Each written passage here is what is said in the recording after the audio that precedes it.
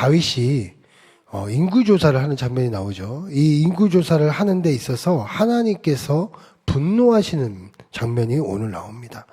근데 과거에 민수기 말씀에 보면, 민수기 1장 1절부터 2절의 말씀에 보면 이스라엘 백성들이 인구조사를 해요. 그래서 우리 성도님들 앞에 이제 구약의 민수기를 보면 인구조사가 쫙 나옵니다. 뭐 누구 지파는 몇 명이고 지파는 몇 명이고, 그러니까 그때랑 이때랑 비교해 보면 참 좋아요. 왜냐면 인구가 얼마큼 늘었는지 정확하게 볼 수가 있거든요.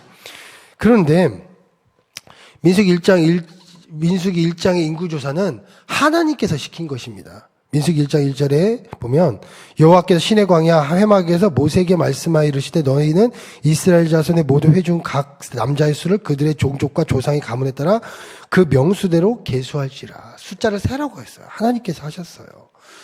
그리고 인구조사의 대부분이 하나님께서 하셨는데 오늘 이 말씀에서 나오는 인구조사는 다윗이 이제 하고 결국 하나님의 분노가 따라오는 인구조사였어요. 왜 하나님께서는 분노하셨을까? 그전 인구조사와 다르게 하나님께서는 왜 분노를 하셨을까? 왜 하나님께서 화가 나셨을까? 왜 하나님께서는 이스라엘 백성들에게 징벌을 내리셨을까? 우리도 그렇잖아요. 똑같은 일을 하는데 왜 이 일은 하나님께서 기뻐하시는데 왜 또 이 일은 왜 하나님께서 기뻐하지 않으실까? 그렇잖아요. 왜 똑같은 일 속에서도 때로는 좋을 때도 있고 아닐 때도 있고. 저도 이렇게 어릴 때 보면요, 막 똑같이 찬양인도 하고 똑같이 콘티를 가지고 똑같은 콘티를 가지고 막 찬양인도를 할 때가 있어요. 근데 때로는 막 별로 준비도 안 했는데 막 은혜가 넘칠 때도 있고요. 때로는 똑같은 콘티인데도 불구하고 똑같은 더 막 세련되게 뭐 더 잘했음에도 불구하고 반응이 별로 이렇게 제 느낌 자체가 막 오늘은 참 굉장히 어렵다라는 느낌도 있어요. 막 그럴 때가 많거든요. 그렇게 차이가 있는 것처럼 또 우리 삶에도 똑같은 것을 했는데도 불구하고 때로는 하나님께서 기뻐하실 때도 있고 때로는 하나님께서 원치 않은 결과가 나올 때도 있고 그렇지 않습니까? 하나님께서 왜 인구조사를 하는 다윗에게 이렇게 분노를 하셨을까? 1절에 볼게요. 21장 1절에 보면 이런 말씀이 써져 있습니다. 사탄이 일어나 이스라엘을 대적하고 다윗을 충동하여 이스라엘을 계수하게 하니라. 이렇게 써져 있습니다. 다윗을 충동하여 라고 써 있어요. 누가? 마귀가, 사단이.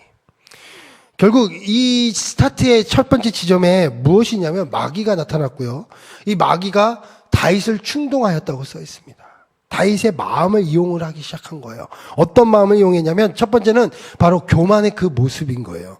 다윗도 어느덧 보니까 왕이 되었습니다. 그리고 어느덧 이제 적들이 다 무너지기 시작하는 거예요. 하나님 앞에 막 싸우기 시작했는데 이 적 무너뜨리고 저 적 싸우면 이기고 적들마다 블레셋까지 이기는 장면까지 계속 나옵니다. 근데 이때 어떤 마음이 들었냐면 그 안에 권세의 욕구와 교만의 모습이 들어오기 시작한 거예요. 그게 대표적인 말씀이 뒤에 나옵니다. 3절에 보니까 요압이 이를 말씀을 해요. 여호와께서 그 백성을 지금보다 100배나 더하시기를 원하나이다. 내 주 왕이여 이 백성이 다 내 주의 종이 아니나이까. 내 주께서 어찌하여 이 일을 명령하시나이까. 범죄하게 하시나이까 라고 써져 있어요. 이 말씀 뭐냐면 요압이 본 거예요. 요압이 옆에서, 요압은 누구냐면 다윗의 가장 오른팔격인 장수인데 그 사람이 이런 말을 많이 하지 않거든요. 이게 보면 막 그냥 혼자 가서 막 싸우기도 하고 막 나중에 요시아를 우리아의 아내 밧세바를 얻는 과정에서도 요압이 다윗의 밀령을 받고 또 나쁜 짓도 하고 하여튼 막 다 그런 일들을 하는데 이때 이런 얘기를 하는 거죠. 하나님께서 하나님이 교만하지 말라. 왜 믿지 않느냐? 하나님께서 이렇게 해오셨는데 너는 왜 의심하고 왜 나가느냐 하는 이 교만의 모습에 대해서 꾸짖는 것이죠. 이게 교만의 모습이 이 안에 있다는 겁니다. 다윗이 완벽한 사람은 아니더라고요. 저도 다윗이 뭐 항상 완벽한 하나님의 사람인데 정말 이런 모습도 있더라고요. 교만의 모습. 그러니까 매일 싸울 때마다 이겼잖아요. 하나님 앞에서 나갔는데 이겼는데 하나님께서 행하신 그 일들을 하나님의 행하심으로 보는 것이 아니라 무엇으로 보는 거예요? 자신이 행한 모습들이 서서히 나타나는 것이죠. 그러니까 인구조사를 시작합니다. 그러면 안 하면 되잖아요. 왜 인구조사를 왜 할까? 인구조사를 한 이유는 간단합니다. 그 당시 지파가 12개 지파로 다 나눠져 있어요. 그럼 지파가 12개가 있으면 싸움을 할 때 그전에는 싸움은 어떻게 싸우기 시작했냐면 지파별로 와라 너 몇 명 데리고 올 수 있냐, 몇 명 데리고 올 수 있냐, 몇 명 데리고 올 수 있냐 해서 그렇게 모아서 싸웠어요. 그러니까 어느 지파가 몇 명을 데리고 왔고 어느 지파가 몇 명을 데리고 왔고 어느 지파가 몇 명을 데리고 와서 그 연합된 군사를 가지고 싸우기 시작했습니다. 그런데 이렇게 하니까 중구난방이잖아요. 약간 좀 막 하나로 만들어야 되고 그러니까 군사력을 하나를 통합해야 되는 과정이 필요한 거예요. 그러려면 제일 먼저 해야 될 게 사람의 수를 파악하는 겁니다. 그럼 지파가 이 지파는 몇 명이고 저쪽 지파는 몇 명이고 이쪽 지파는 몇 명이고 그러면 딱 할 때 야 이제 전쟁 나가니까 각 지파별로 몇 명 있으니까 다 군사를 모아 이렇게 하면 군사 수가 정확하게 모여줄 수가 있으니까 그런 겁니다. 그 두 번째는 세금 문제도 있을 거예요. 이젠 성전을 건축해야 되고 여러 가지 많은 일들을 해야 되니까 돈이 필요하잖아요. 근데 이 집에 몇 명이 살고 저 집에 몇 명이 사는지 전혀 파악이 안 되잖아요. 그러니까 인구조사를 하는 거예요.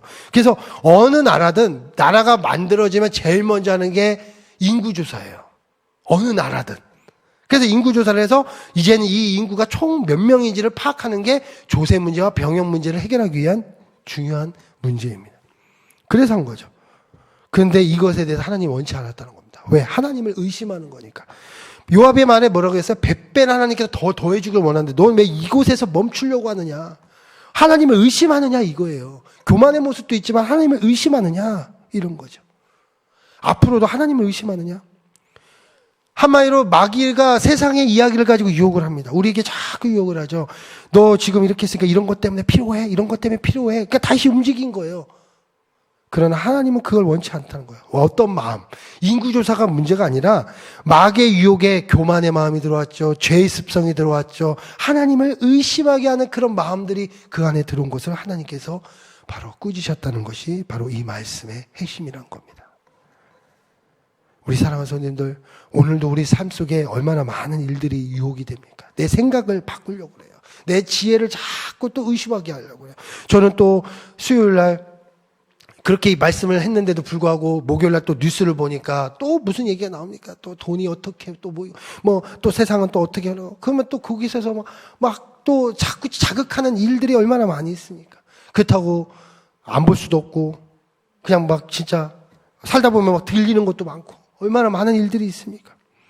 그 속에 우리가 잊지 말아야 할 것은 늘 교만의 모습, 이 죄의 습성의 그런 유혹들, 자꾸 의심하는 그런 모습에 대해서 우리가 자꾸 오늘도 깨닫고 나가야 된다는 것이죠. 그래서 하나님께서 말씀하시죠. 7절에 이제 이건 결과고요. 8절에 이 말을 들은 다윗이 어떻게 합니까? 다윗이 하나님께 아뢰되 내가 이 일을 행함으로 큰 죄를 범하였나이다. 이제 간구함나니 종의 죄를 용서하여 주옵소서. 내가 심히 미련하게 행하였나이다. 저는 이게 참 다윗의 참 은혜로운 모습인 거예요. 물론 하나님께서 그 뒤에 징벌을 내리시긴 하지만 그래도 하나님께서 나중에 후회하시는 장면이 나와요. 이제 다음 15절부터는 또 하나님께서 후회하시는 장면이 나오시는데 이 안에는 이 다윗의 깨달음이 되게 중요한 핵심의 메시지인 거예요. 이 말씀의 중요한 거다. 인구조사를 해서 벌했다 이것보다 더 중요한 메시지는 다윗이 그 얘기를 듣고 하나님 앞에 회개함으로 나가는 이 모습, 하나님 앞에 깨닫고 나가는 그 모습, 하나님께 다시금 돌이키는 이 모습이 되게 중요한 핵심이라는 겁니다. 오늘 우리 사랑하는 성도들 이 말씀을 들었죠. 근데 이 말씀을 듣고 그냥 가는 것이 중요한 것이 아니라 이 말씀을 듣고 내가 그래 내 삶에 이것을 바꿔야지 하는 것이 더 중요한 하나님의 사람의 모습이라는 것이죠. 마귀는 우리를 유혹하기 때문에 계속 쓰러지죠. 계속 우리를 자꾸 지치게 만들고 우리를 자꾸 다운시켜버리죠. 근데 그때 그래 그냥 이래 하는 모습보다 그럼에도 불구하고 내가 다시 일어나 하나님의 뜻에 따라 오늘도 바꾸고 나가는 그 믿음의 모습이야말로 중요한 하나님의 메시지라는 겁니다. 하나님은 죄를 미워하시지 우리를 사랑하시잖아요. 그러니까 우리가 항상 바뀌고 믿음으로 나가는 모습. 그래서 오늘 우리 그런 성도들이 되길 원합니다. 다윗은 어떤 모습이었습니까? 교만의 모습이 있었고 또 의심의 모습이 있었어요. 우리가 이런 모습들이 우리 가운데 있다 할지라도 이 모습에 대해서 자꾸 그냥 내려놓는 것이 아니라 오늘도 깨어서 하나님 앞에 나가는 오늘 믿음의 모습. 또 하나님 앞에 다윗이 그럼에도 불구하고 다시 믿음으로 나갔던 모습. 오늘도 그렇게 나가시며 우리 안에 내 안에 오늘 기도 속에서 하나님 내가 오늘도 하나님 앞에 자꾸 교만의 모습으로 나가는 것이 있습니까? 또 하나님 내가 자꾸 의심의 모습으로 나가는 것이 있습니까? 그 모습을 오늘도 기도 속에서 찾으시고 또 그 모습이 있다면 하나님 앞에 다시금 내가 오늘 이 모습을 내려놓습니다. 하나님 다시 붙잡습니다. 그리고 하나님 오늘도 주님 마귀의 유혹에 넘어가는 우리의 삶이 아니라 하나님의 믿음으로 다시 서는 오늘 제가 될 수 있도록 하나님 인도해 주시옵소서. 그런 믿음으로 오늘도 바라보시며 나가시는 우리 모든 성도님 되시길 축복드리겠습니다. 기도하겠습니다.